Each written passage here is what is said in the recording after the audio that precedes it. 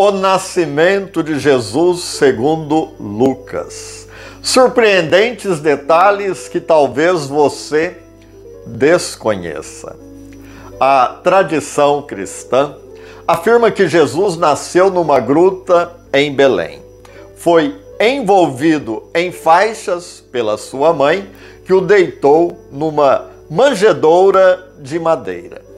Em Jerusalém, morto no madeiro da cruz, o seu corpo será envolvido em faixas e depositado noutra gruta. Na primeira gruta, em Belém, o nascimento do Salvador, a madeira da manjedoura. Na segunda gruta, em Jerusalém, a morte no madeiro da cruz. E a tradição nos diz ainda que Jesus nasceu entre os animais. Gruta de Belém, gruta de Jerusalém. Madeira da manjedoura, madeiro da cruz. Faixas no recém-nascido, faixas no sepultamento.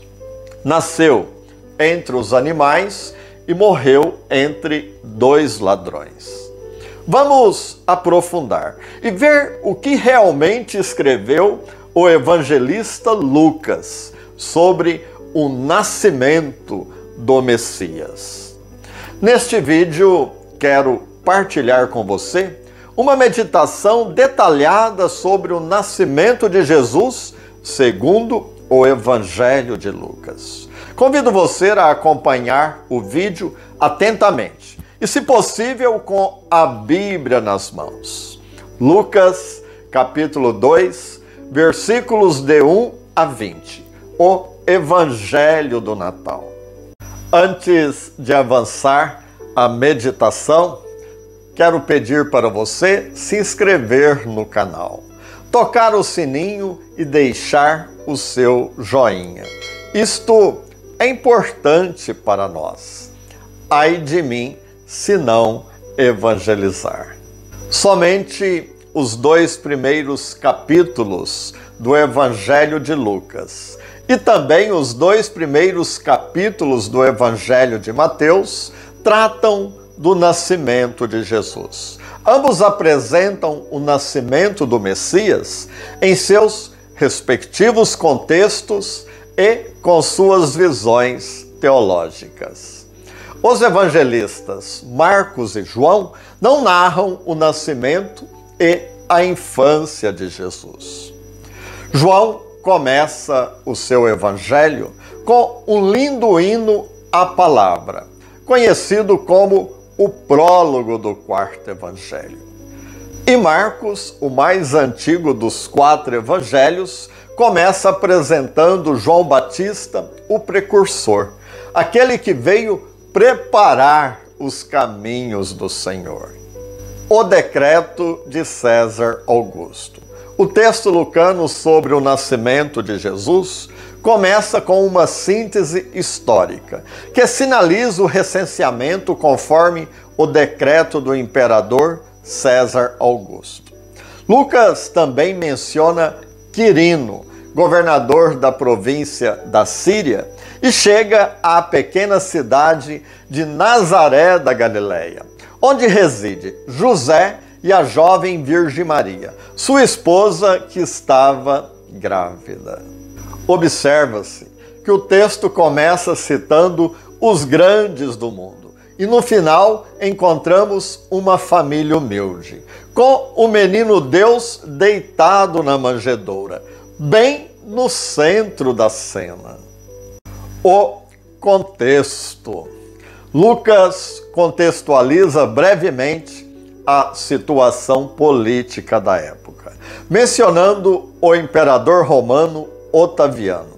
Ele era a pessoa mais poderosa daquele período, a quem era atribuído o título de Salvador do mundo e também o título de Augusto.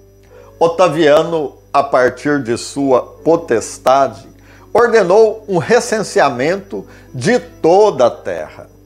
Esta expressão de toda a terra indica o poder imperial. O recenseamento não era bem visto pelo povo, que conhecia este instrumento de dominação, utilizado para atualizar o valor dos impostos e o número de soldados que deviam garantir o domínio do imperador. Era a época de ouro da famosa paz romana, experimentada depois de um período de muitas turbulências. Nota-se que para o povo de Israel, somente Deus tem autoridade para ordenar um recenseamento. Porém, o recenseamento de Deus não era para contar e dominar as pessoas, reduzi-las a um número, com a finalidade de controlar, mas para que não faltasse ninguém do povo eleito. Lucas nos ajuda a confrontar dois modos distintos de reinar. De um lado, apresenta César Augusto, que conta para descobrir cifras e dominar o povo. De outro lado, mostra Deus, que não quer que nenhum de seus filhos se perca. Com sutileza, o evangelista contrapõe ao grande César Augusto, que procura divinizar a si mesmo, ao menino Jesus, o Filho de Deus, que se humaniza e descansa numa humilde manjedoura em Belém.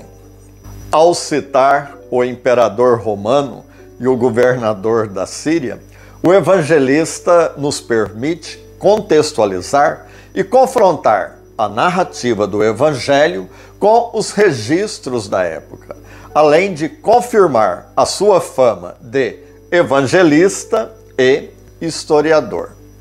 Normalmente, o recenseamento se faz no lugar onde se vive e não exige um deslocamento até a cidade de origem. O fato de José querer se deslocar com Maria de Nazaré até a cidade de Belém indica que ele deseja ser registrado como um habitante de Belém, onde havia muitos focos de pessoas nacionalistas que não aceitavam o domínio romano e sonhavam com um novo rei de Israel, descendente de Davi.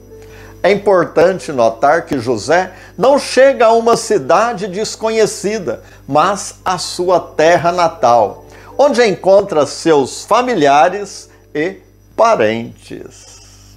O nascimento do Messias. Depois de contextualizar o nascimento de Jesus na história universal, Lucas apresenta a figura de José, afirmando que ele era da linhagem de Davi, e não dá nenhuma informação sobre a família de Maria. José viaja com Maria de Nazaré, vilarejo que não é mencionado nenhuma vez no Antigo Testamento, até a cidade de Belém. Esta viagem de aproximadamente 150 quilômetros normalmente era feita a pé, de burro ou camelo. A viagem da insignificante Nazaré à pequena Belém comportava riscos. E a jovem Maria deveria estar no 5º ou 6º mês da gravidez. De qualquer maneira, importa destacar que a Virgem deu à luz enquanto estava em Belém.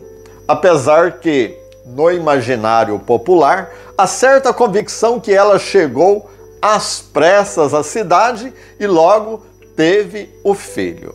Lucas afirma que Jesus é o filho primogênito e não unigênito de Maria. Desta maneira, o evangelista indica que o menino será consagrado ao Senhor, conforme a tradição de Israel. Lucas não quer enfatizar que Jesus é o único filho de Maria, mas indicar que o filho não lhe pertence e será consagrado ao Senhor para cumprir os desígnios de Deus com todos os direitos e privilégios conferidos aos primogênitos.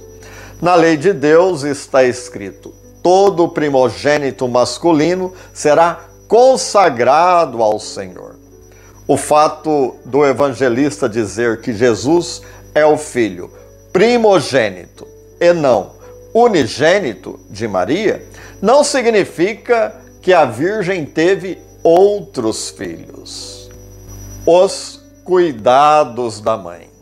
Os gestos de Maria, que envolveu o filho em faixas e o colocou na manjedoura, assinalam a normalidade dos fatos.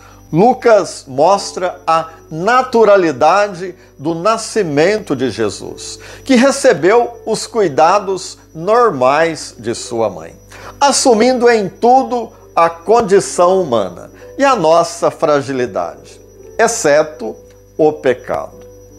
O evangelista dá poucos detalhes do nascimento de Jesus e apresenta tudo com simplicidade e singeleza. Lucas mostra o carinho e os cuidados maternais de Maria, que envolveu o menino em faixas aos olhos atentos de José. As faixas assinalam a humanidade de Jesus e aponta para a sua morte na cruz, quando o seu corpo será envolvido em faixas para o sepultamento. No gesto da jovem mãe, temos uma profecia. Maria, que coloca o menino na manjedoura, verá seu filho depositado no ventre da terra, envolto em faixas. Aqui recorda-se a frase do velho Simeão: quanto a ti, uma espada te traspassará a alma. A manjedoura, o altar da humanidade. O termo manjedoura não indica a pobreza da família, mas a situação de José e Maria, que certamente estavam hospedados na casa natal de José ou de seus parentes. É importante observar que muitas casas eram edificadas junto a uma gruta, com poucas divisões internas, sendo uma área para dormir, uma despensa e um espaço reservado aos animais, que ajudavam a aquecer o ambiente. Ao afirmar não havia lugar para eles na hospedaria, Lucas não está criticando a falta de hospitalidade dos habitantes de Belém, o que contraria a boa fama de Israel de ser um povo acolhedor, mas aponta para a necessidade de Maria de dar à luz em um lugar reservado e, portanto, adequado para um parto. Observa-se também o tema da temperatura naquelas casas em noite de inverno. Embora as casas fossem simples, era comum para as famílias daquele tempo manter alguns animais para ajudar a aquecer o ambiente. É importante recordar que as casas edificadas junto às grutas eram comuns e contavam com um bom espaço, o que não corresponde à fantasia popular de um nascimento ao relento, conforme ilustra alguns presépios. A manjedoura recorda a profecia de Isaías, que critica Israel por não reconhecer a presença de Deus em seu meio. Assim escreveu o profeta: o boi conhece o seu dono, o jumento a manjedoura do seu senhor. Alguns biblistas questionam a presença do boi e do jumento devido à ausência de documentos históricos. Nenhuma passagem dos evangelhos fala da presença destes animais e ao fato de que uma mulher dificilmente escolheria dar à luz em meio aos animais. E também nos parece difícil pensar que ninguém se sensibilizaria e ajudaria aquela humilde família. A tradição de colocar os animais no presépio encontra sua origem em um texto apócrifo do século VI, conhecido como o Evangelho do Pseudo Mateus. São Cirilo de Alexandria, bispo e doutor da Igreja, reconhece na manjedoura de Belém, nome que significa Belém, casa do pão, o altar da humanidade. Se nela os animais encontram o seu sustento, a manjedoura também nos recorda o altar, onde temos o pão verdadeiro que desceu do céu, numa relação direta entre a encarnação, a morte de Jesus na cruz e a Eucaristia. Na manjedoura, Deus afirma o seu amor apaixonado pela humanidade. Ele não nasceu no palácio de César Augusto, mas no meio do povo, simples e humilde, fazendo-se um de nós. Segundo Lucas, Deus se fez frágil, indefeso, que precisa dos cuidados de Maria, mas é o Salvador do mundo, conforme anunciam os anjos aos pastores da redondeza de Belém. Depois de Maria dar à luz ao menino, numa parte adequada, reservada da casa, conforme narra o Evangelho de Lucas, e não no meio dos animais ou no relento, conforme a imaginação popular, e lembrando que a mulher que dava à luz era considerada impura, temos agora a visita do anjo aos pastores, o canto da corte celeste e os pastores que vão ao encontro da Sagrada Família. No Evangelho de Mateus temos a visita dos magos do Oriente. A boa notícia do anjo aos pastores de Belém. Se na cena da Anunciação Lucas mostrou o anjo Gabriel enviado à jovem virgem de Nazaré, vemos agora o anjo do Senhor ser enviado aos pastores para anunciar o nascimento do Salvador. Os pastores ficaram com medo, o que indica uma reação normal, mas o anjo disse para eles se alegrarem. Não temais, eu vos anuncio uma grande alegria. Hoje, na cidade de Davi, nasceu para vós o Salvador, que é o Cristo Senhor. Portanto, o Salvador é o menino Jesus, e não o imperador Otaviano. Para o evangelista, Deus se fez menino, filho da Virgem Maria, e recebeu a visita dos pastores, os quais eram desprezados, marginalizados, considerados impuros e, por isso, proibidos de entrar no santuário de Jerusalém. Os pastores tinham a má fama de viverem de furtos e sequer podiam dar testemunho a favor ou contra alguém, por não merecerem nenhuma confiança. Mas a estes foi dada a grande alegria, a boa notícia do nascimento do Salvador. Aqui quero destacar o anúncio do anjo: nasceu para vós o Salvador. Esse para vós mostra a bondade e a misericórdia de Deus para conosco. Recordo que esse para vós foi dito aos pastores, que eram pobres, excluídos, afastados e até proibidos de frequentar o santuário da Cidade Santa. Deus olha para os últimos, que serão os primeiros a receberem a notícia do nascimento do Salvador. No anúncio do anjo aos pastores, chama a sua atenção para a palavra hoje, que indica o aspecto atual da salvação trazida por Jesus. Recorda-se que na sinagoga de Nazaré, no início de sua vida pública, Jesus, após ler um trecho de Isaías, disse: hoje cumpriu-se esta palavra da Escritura. Na casa de Zaqueu, ele também disse: hoje a salvação entrou nesta casa. E na cruz ao bom ladrão, hoje estarás comigo no paraíso. Deste modo, Lucas reconhece e destaca que a salvação trazida pelo recém-nascido não é um dom para o futuro, mas já presente, hoje. Em Belém, os pastores encontraram um Deus simples, conforme nossa condição humana. Um recém-nascido, envolto em faixas, deitado numa manjedoura. E de repente apareceu uma corte, não como aquela de César Augusto, mas uma multidão da corte celeste. Cantava louvores a Deus.